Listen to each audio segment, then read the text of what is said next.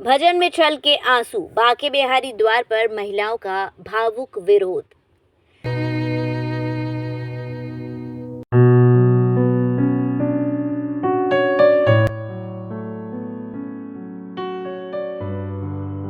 वृंदावन के पवित्र द्वार पर जब गोस्वामी समाज की महिलाएं भजन कीर्तन करते करते फूट फूट कर रोने लगी, तो वहां की फिजा भी भावुक हो उठी। ढोलक की थाप पर बहते आंसू उस पीड़ा को बयां कर रहे थे जिसे वे वर्षों से ठाकुर बांके बिहारी जी की सेवा में समर्पित जीवन को उजड़ते देखने के डर से महसूस कर रही हैं। उनका कहना है कि हम ठाकुर जी को कैसे छोड़ें, हमारा सब कुछ तो यही है। वे न ट्रस्ट चाहती हैं न कॉरिडोर, बस अपने ठाकुर जी के चरणों में चैन से रहना चाहती हैं। उनकी पुकार आज भजन बनकर आकाश में गूंज उठी।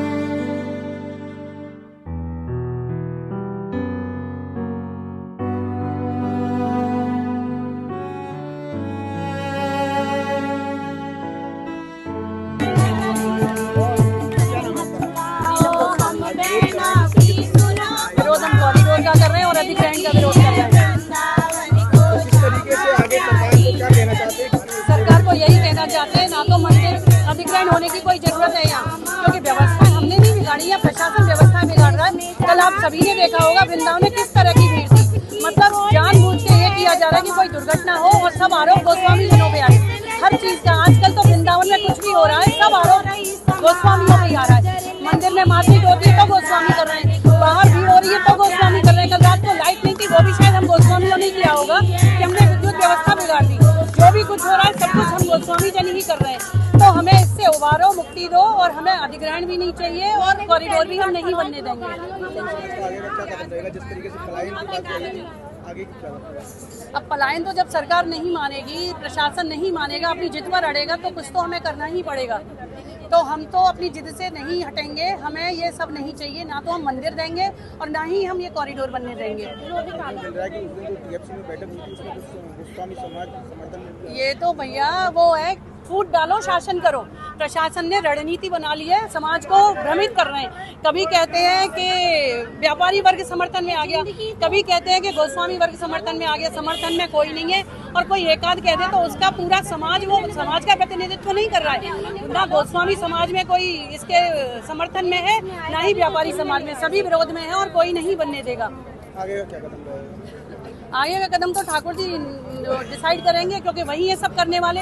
यहाँ हम बैठे हैं तो ये भी उन्हीं की इच्छा से हो रहा है, क्योंकि जो होता है इष्ट की इच्छा और इष्ट का बल, ठाकुर जी का बल है हमें, हम उसी के बल से चल रहे हैं और उसी के इच्छा से कर रहे हैं यहाँ हमारा बैठना। क्योंकि मैं ना भैया पुणे थी, ठाकुर जी ने बुलाया, आवाज दी तो मैं आई। मेरे को जून लास्ट में आना था।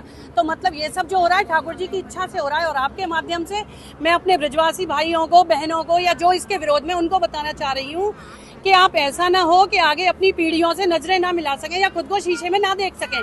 क्योंकि आज हर चीज के लिए, हर जुर्म के लिए हम गोस्वामियों को या आसपास के दुकानदार, व्यापारी वर्ग को दोषी ठहराया जा रहा है कि इनका रोजी रोटी जा रही है, इनका ये हो रहा है, इनका वो हो रहा है। देखिए, चौंच दिए चुपका देगा। हमें ठाकुर जी पर भरोसा है, हमारी रोजी रोटी कहीं नहीं जाएगी, कि हमारे मुंह में दाल रोटी जाएगी। लेकिन उसका ये मतलब नहीं है कि अपने ब्रज का वो स्वरूप बिगाड़ दें या अपना ठाकुर जी हम किसी को दे दें। वो हम नहीं दे सकते, नहीं कर सकते, और ये हमारे आखिरी सांस तक चलेगा। आप ये बताइए कि महिला किस चीज में आगे नहीं है। आज महिला समाज में सबसे पहले आगे नंबर 1 पे चल रही है। तो महिला शक्ति सबसे आगे है, आगे थी और आगे रहेगी। आप बताइए महिला किस चीज में आगे नहीं है। पहले घर संभालती थी, बच्चे संभालती थी, आज समाज में संभाल के आगे आगे बढ़ रही है। तो आप लोगों को तो गर्व होना चाहिए कि महिला हमारी सबसे आगे चल रही है। महिला शक्ति है, ठीक है ना। तो मीराबाई जैसी नामी नामी हस्तियां हमारे सामने है, तो हम तो तुच्छ हैं। तो जब वो आगे बढ़ सकती है तो हम क्यों नहीं। कॉरिडोर बन क्यों रहा है, मेरी ये समझ में नहीं आ रही। आप ये बताइए, कॉरिडोर सब जगह बने हैं, क्या वहाँ व्यवस्था अच्छी है? क्या वहाँ लोग बाग मर रहे नहीं है? या कल परसों 8 से 10 दिन पहले खाटू श्याम में भड़कम मच गई, जो अभी खाटू श्याम अभी निजी बना है, अभी तुरंत ही बना हुआ है, ठीक है। आप ये सोचिए, आप हमारे हिंदू भाई ये सोचिए, सरकार हमारी ये सोचे कि कभी आपने गुरुद्वारे पे कॉरिडोर बनना देखा? कभी आपने मस्जिद पे कॉरिडोर बना देखा? तो हमारे मंदिरों में, ब्रज की गलियों में कॉरिडोर क्यों? कभी समाज ने ये बात सोची कि मुसलमान सब एक हैं? कभी मंदिर में मस्जिद पे कॉरिडोर बना? कभी नहीं बनाना। तो मंदिरों पे क्यों कॉरिडोर बन रहा है? हर चीज का विकल्प कॉरिडोर नहीं है।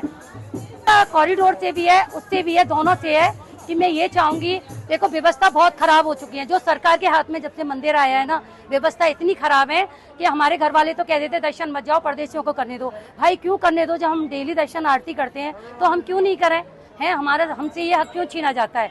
आप ये बताइए, सारे गेट बंद कर दिए जाते हैं। तो मेरी सरकार से ये है, मतलब पुलिस वालों से, सरकार से जो भी, कि सारे गेट खोले ना, सब अपने आप दर्शन करते हैं, बिहारी जी की एक झलक पाते हैं, सब निकल जाते हैं, सब अपना भला, सब अपनी सुविधा खुद सोचते हैं। तो सारे गेट खोल दिए जाए।